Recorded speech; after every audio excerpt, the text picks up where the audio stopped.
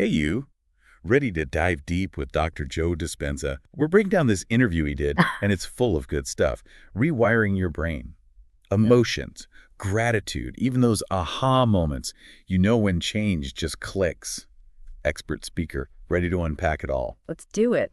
You know what gets me about Dr. Dispenza? He takes these old ideas, like ancient almost, about changing your life, and then bam, science. It's not just like think good thoughts, it's the how our minds actually work, you know? Right. It's like, okay, we get stuck like our brain's on autopilot. Dispenza calls that, what is it, unconscious programming? All those habits, beliefs just running in the background. And by midlife, get this, 95% of us, that's basically everyone, just on autopilot. Total loop, right? Same patterns, even if they're not doing us any favors. And that's the thing, it's not even about positive vibes only, it's like noticing. Becoming aware of those habits, those beliefs, the stuff that's really holding us back. Hitting pause on the autopilot, finally choosing where we want to go. And he talks about how our brains, they're like these records of the past, right? So you try something new, step outside that comfort zone, and your brain's like, nope. Yeah. Wants that familiar loop, even if it's kind of messed up. Totally. The known versus unknown, right? Known is safe, even if it's not great. But the unknown, change, possibility, that's scary because our brain's like, wait, I haven't mapped this yet. And this is where it gets crazy. He says when you master the now, like being present, embracing the unknown, it's like this liberation of energy, breaking free. Expert speaker. What's the science there? What's happening in our brain and body when we do that? Think of it this way. Clinging to the familiar. Your brain's firing in these predictable ways, lots of beta waves, that's alertness, but also that stressed out feeling. But when you go into the present, the unknown, you open up for different brain waves, you know? Like switching from, I don't know, heavy metal to smooth jazz in your head. Yes. You're in alpha, theta waves now, relaxation, creativity, those deeper states where you rewire those old thought patterns. And it's not just in your head, your body feels it too. So it's not just like think happy thoughts and it'll magically happen. It's like our body's actually getting on board too. Totally. Stuck in fight or flight, stress hormones all the time. But step into the present moment, parasympathetic nervous system kicks in, rest and digest, finally your body gets to heal, replenish, all that.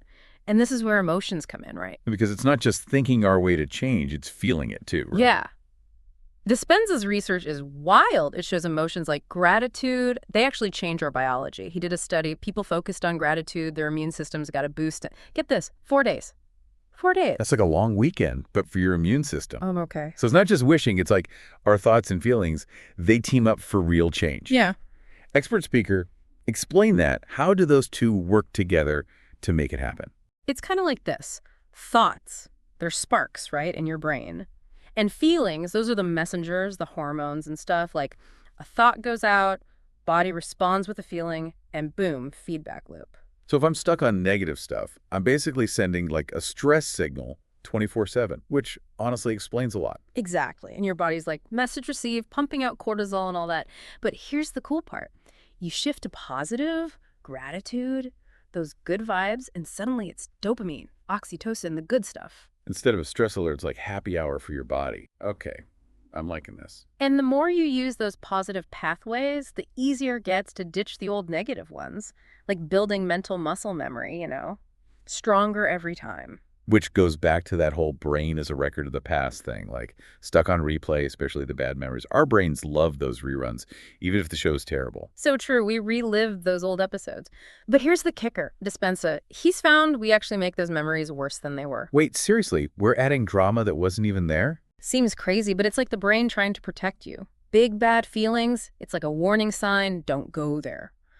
Problem is, we get stuck reliving the warning instead of moving on. Okay, so how do we change the channel? No more romancing the past, right? Yeah. How do we write a new story? Awareness, that's step one. What are those thoughts, those beliefs that keep popping up? Once you see them, they're just stories, then you can question them.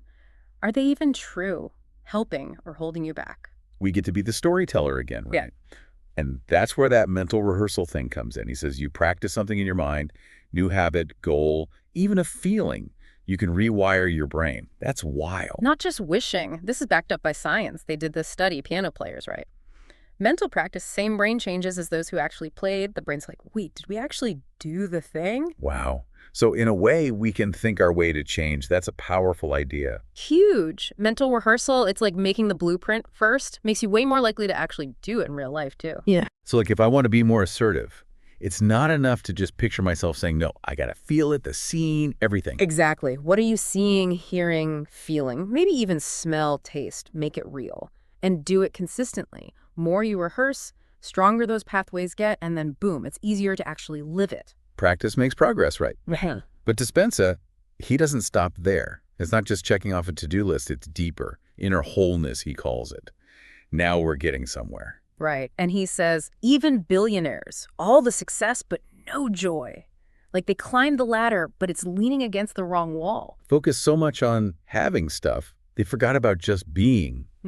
So how do we tap into that? Not just self-improvement, but actual fulfillment. It's a journey, isn't it? Figuring out your own thoughts, beliefs, all that, and then making choices that actually line up with what matters. So less fixing, more like understanding and growing. Yeah. It's about connecting to something bigger, purpose, spirituality, or even just really appreciating life. Tuning into a different channel. It's always been there, but we've been tuned out. But let's be real, that's not easy these days, right? Everything's so fast, so connected. Right. Information overload, notifications. It's like, give me a break. Dispenza talks about this study, the Boston Marathon bombing. They found people who watched tons of news about it. They were actually more traumatized than people who were there. Whoa, seriously? That's wild. It's like our brains just soak it all up, even if it's not our own experience. Totally. Constant negativity, chaos. It messes with how we see things. Suddenly, the world feels way scarier than it is, and your body's like, stress mode, activate. Okay, so how do we escape that? How do we make space for some peace, that wholeness? Might sound simple, but it's disconnection. We got to unplug, even a little bit. Quiet time, reflection, just being present, without the phone. Easier said than done. Definitely takes effort. But even small things help. Airplane mode for an hour, a walk without headphones, a real conversation, no tech at dinner, just taking back your attention. Choosing what you connect with instead of just being plugged in all the time. Makes sense. Moving from doing to being, and in that stillness, that's where the good stuff happens. That's how you find that wholeness. And there you have it. Rewiring Your Reality with Dr. Joe Dispenza.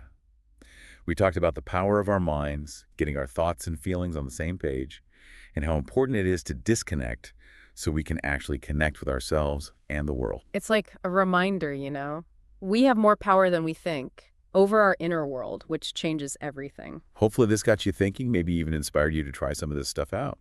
Remember, it's a journey, not a race. One step at a time. And be kind to yourself. Until next time, keep exploring, keep diving deep.